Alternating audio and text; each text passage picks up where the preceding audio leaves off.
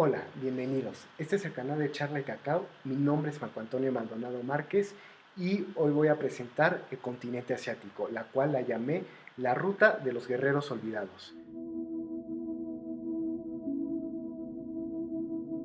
Para una pequeña introducción, ¿por qué la llamé de esta manera? Bueno, vamos a dividir la frase en tres palabras: ruta, guerreros y olvidados.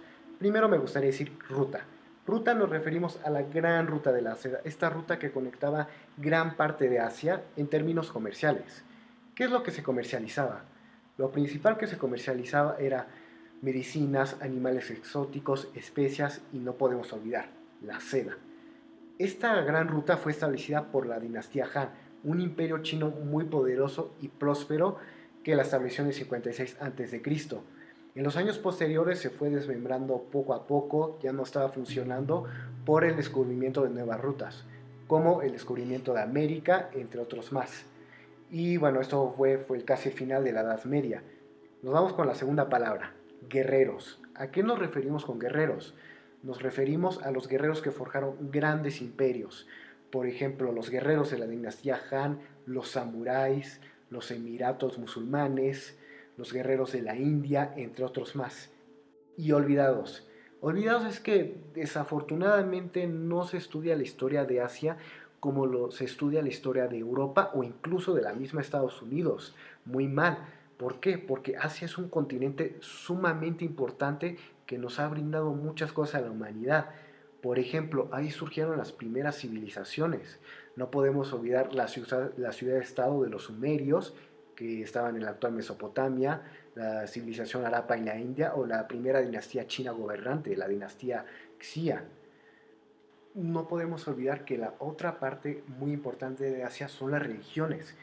Todas las religiones que tenemos hoy en día surgieron en Asia.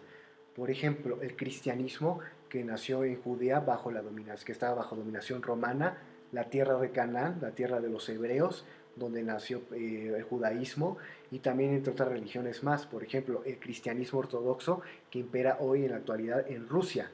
También no podemos olvidar el sintoísmo, el budismo, el taoísmo, el confucianismo, entre otras cosas más. Después de eso, hay que hablar que en Asia no se puede hablar de una sola Asia. ¿Por qué? Porque en Asia hay una gran diversidad étnica, religiosa, de tradiciones, de cultura, incluso de sistemas políticos y económicos. Es muy difícil hablar de Asia. Pero para hacer más entendible este video, vamos a hablar de cada región. Primero me gustaría ir a Oriente Próximo. En Oriente Próximo podemos dividirlo en tres. En la parte norte tenemos a la península de Anatolia, la parte central el río Tigris y el Éufrates, no podemos olvidar que es la región de Mesopotamia. Incluso Mesopotamia significa entre dos ríos, entre estos dos ríos que fueron muy importantes en la civilización. Y finalmente en el sur que tenemos la península arábiga. Aquí nació algo muy importante que hay que tomar en cuenta, el Islam. Cuando nació el Islam, murió el profeta Mahoma y le sucedieron los califas, donde establecieron grandes imperios bajo un califato. ¿Qué es un califato? Seguramente ustedes se preguntarán. Un califato es donde gobierna el califa, que es el sucesor de Mahoma, que debe expandir las ideas del Islam. Se establecieron califatos muy poderosos, por ejemplo el califato Abbasí. Sin embargo, ya en sus años finales ya se fue desmembrando, tuvo muchos problemas políticos, económicos, la corrupción imperaba y se fue desmembrando mediante los emiratos. Un emirato es donde gobierna un líder militar árabe musulmán, que sigue reconociendo la figura del califa, hay que decirlo, pero está independizado del califato, tiene un sistema militar de casi estilo monárquico. Más al este que tenemos a Persia. Antes se llamaba Persia, hoy se llama Irán. En Persia gobernaban grandes imperios, por ejemplo, el imperio persa en el 550 a.C., que le hizo la guerra a varias ciudades-estado griegas. Finalmente este imperio persa cayó bajo la dominación de Macedonia con las tropas de Alejandro Magno y desapareció de la historia. Luego tenemos a otros dos imperios persas más, el imperio parto y el imperio sasánida. Estos dos imperios también fueron muy poderosos, pero estuvieron en lucha constante contra la antigua Roma. Nunca se llegó a un resultado muy decisivo de triunfa o derrota. Siempre terminaba en un punto muerto. Nunca hubo una gran derrota o una gran victoria, siempre en un punto muerto. Finalmente, años posteriores, los persas se islamizaron, se convirtieron al Islam y ya en el siglo XX Persia dijo, que era un reino, dijo, no, ahora esto ya no se va a llamar Persia, ahora esto se va a llamar Irán. Después, que tenemos más al este, el subcontinente indio. En el subcontinente indio tenemos la actual India, los países que colindan al norte, por ejemplo, Pakistán, y también no podemos olvidar la isla de Sri Lanka. Estos países en el pasado tuvieron distintos reinos. ¿Por qué? Por la gran diversidad étnica. Por esta gran diversidad étnica se forjaron imperios que se peleaban entre ellos por sus diferencias culturales e incluso políticas. Sin embargo, el subcontinente indio sí se ha logrado unificar bajo tres imperios. Por ejemplo, el imperio Maurya, el imperio Gupta y finalmente tenemos al imperio Mogol. Todo esto terminó cuando los británicos llegaron y colonizaron la India. Por ejemplo, el Raj británico en el siglo XIX estableció que el Raj británico dependía totalmente de la corona británica en su totalidad. Después de esto, los británicos dijeron, ya no podemos controlar más la colonia, la Segunda Guerra Mundial nos dejó devastados económicamente, les vamos a dar su independencia. Y en la actualidad, India, Sri Lanka, Pakistán y otros países más han sido independientes. En el norte, ¿qué tenemos? Las estepas asiáticas. Las estepas asiáticas las podemos dividir en dos, Asia Central y la actual Mongolia. Como su nombre lo dice, las estepas. Estas estepas impiden que haya lluvias y también que el pasto esté muy seco, lo cual hace que la agricultura no se dé. Entonces esto hace que muchas poblaciones migren hacia China o hacia Occidente. Por ejemplo, las tribus Xiongnu, que vivían en un sistema tribal y que estaban en constante lucha y amenazaban las fronteras de la dinastía Han, la que ya mencioné en su anterioridad, hasta que la dinastía Han logró reprimirlos, logró represarlos y bueno, finalmente las tribus Xiongnu huyeron hacia la India y otra vez le hicieron la guerra al Imperio Gupta. El Imperio Gupta se deshizo de ellos poco a poco, no en su totalidad, y las tribus Xiongnu luego fueron al Imperio Romano. En el Imperio Romano, bajo el mando de Atila, estuvieron en constante lucha y amenazando las fronteras romanas contra los generales romanos, como el general Aecio, es un ejemplo. Y muchos dicen que los hunos vienen de los Xiongnu, lo cual yo estoy totalmente de acuerdo porque muchos historiadores lo confirman. Me gustaría también hablar sobre China. China para mí es un país sumamente interesante por todos sus aspectos, por ejemplo el político, el económico, el histórico y el geográfico. Si nos vamos a lo geográfico, está rodeado por muchas barreras comerciales. Por ejemplo, en el norte tenemos las estepas o los desiertos, en el oeste tenemos grandes montañas, en el sur diversas junglas y finalmente en el este el océano Pacífico. Con todas estas barreras, China ha impedido tener relaciones comerciales. Sin embargo, en la actualidad, pues esto ha cambiado. China tiene muchas relaciones debido a la globalización, a la tecnología, entre otras cosas más.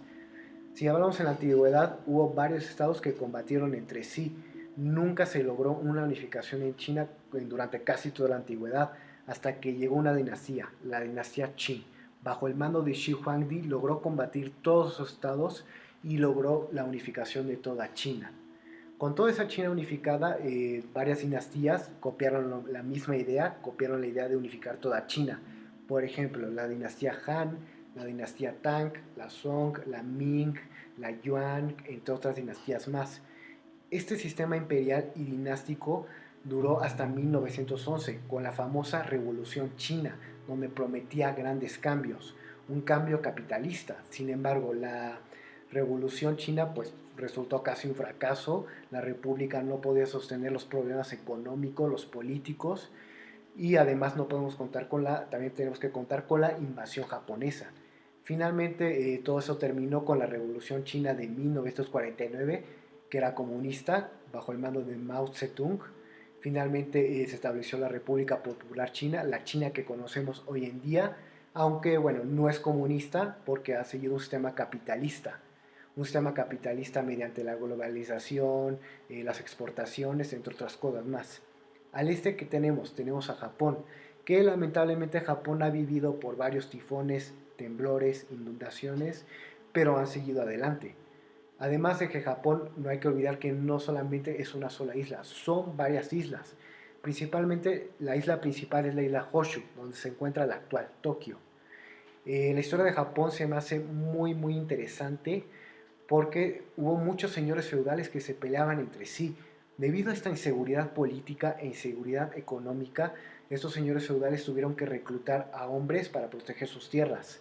El sistema feudal no solamente estaba en Japón, no solamente estaba en Europa, también estaba en Japón, no hay que olvidar eso. Contrataron a estos guerreros y estos guerreros eran los famosos samuráis. Estos samuráis tenían el honor y el código Bushido, que podría hablar en un video más tarde. El código Bushido significaba pelear hasta el final, tener tu honor, entre otras cosas más. Bueno, estos señores feudales peleaban entre sí y esto provocó mucha inestabilidad política, hasta que llegó la figura del shogun. Muchos de ustedes preguntarán qué también es un shogun. Un shogun es el líder militar japonés que su objetivo es lograr la unificación de Japón y que gobierna junto al emperador. Un shogunato muy próspero fue el shogunato Tokugawa. Sin embargo, si llega el siglo XIX, llegan los norteamericanos a querer comerciar, los británicos también.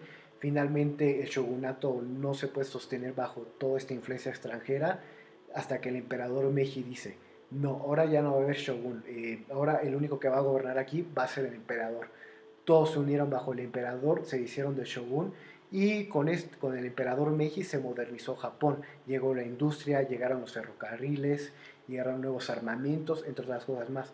Este sistema japonés duró hasta la Segunda Guerra Mundial y terminó, bueno, cuando Estados Unidos venció a Japón en la Segunda Guerra Mundial.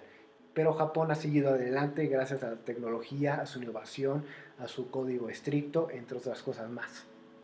También tenemos la península de Corea. Corea también es una región muy interesante. Está rodeada por el mar y en el norte están grandes montañas, lo cual también otra vez tenemos una Corea aislada como China y Japón. Pero en Corea ha habido distintos conflictos por varios reinos que han peleado entre sí. Sin embargo, sí ha habido unificación, por ejemplo, la dinastía Koryo, la dinastía Silla y la dinastía Joseon, tres imperios muy poderosos, pero no tan poderosos como lo fue China o Japón. ¿Por qué? Porque siempre Corea estuvo en constante amenaza, más en el siglo XIX, por el imperio ruso, las dinastías chinas y el imperio japonés. Japón siempre ha tenido esa idea de expandirse por toda Asia. En Corea se ha vivido durante mucho tiempo así, hasta que después de la guerra de Corea se dividieron las Coreas. Corea del Norte, que era comunista, y Corea del Sur, capitalista, que actualmente están en un alto al fuego, pero hay muchos problemas políticos entre estos dos países. Finalmente, para terminar, nos vamos con el sudeste asiático. El sudeste asiático es una región muy amplia, porque colinda con con el este de la India y el oeste de Australia. Podemos imaginarnos la gran diversidad geográfica que pueda haber. Principalmente hay muchas junglas.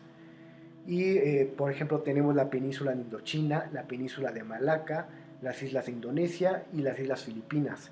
Ahí se establecieron grandes imperios, por ejemplo, el imperio de Viet en China, el imperio Srivijaya en Indonesia o el imperio Gemer en Indochina. Finalmente, pues así surgió durante muchos siglos, hasta que en el siglo XIX llegaron los franceses se quedaron con Indochina, los británicos con Myanmar, los gringos, aunque no son europeos, porque son son del continente americano, se quedaron con las Filipinas y siglos antes los holandeses ya habían llegado a Indonesia. Finalmente, después de la Segunda Guerra Mundial, los países aliados dijeron ya no podemos sostener nuestras colonias, estamos agotados económicamente por la Segunda Guerra Mundial, les vamos a dar su independencia. Y otra vez fueron independientes, pero llegó otro factor muy importante aquí en el subcontinente asiático. Fue el comunismo. Con el comunismo muchos países se volvieron comunistas, por ejemplo Vietnam, Camboya, Laos, entre otras cosas más, aunque en la actualidad ya no se rigen mucho por el comunismo, porque finalmente el sistema capitalista de Estados Unidos ganó en 1991 y estos países han tenido que verse con un sistema capitalista para prosperar económicamente. Ya para dar una pequeña conclusión, la verdad es que Asia para mí es una región sumamente interesante, una historia fascinante, tradiciones, sistemas políticos, etcétera, que podrían ser temas para otros videos. Y bueno, esto ha sido todo. Mi nombre es Marco Antonio Maldonado Márquez. Esta es la sección de la Ruta de los Guerreros Olvidados. Y este ha sido el canal de Charre de Cacao. Muchas gracias.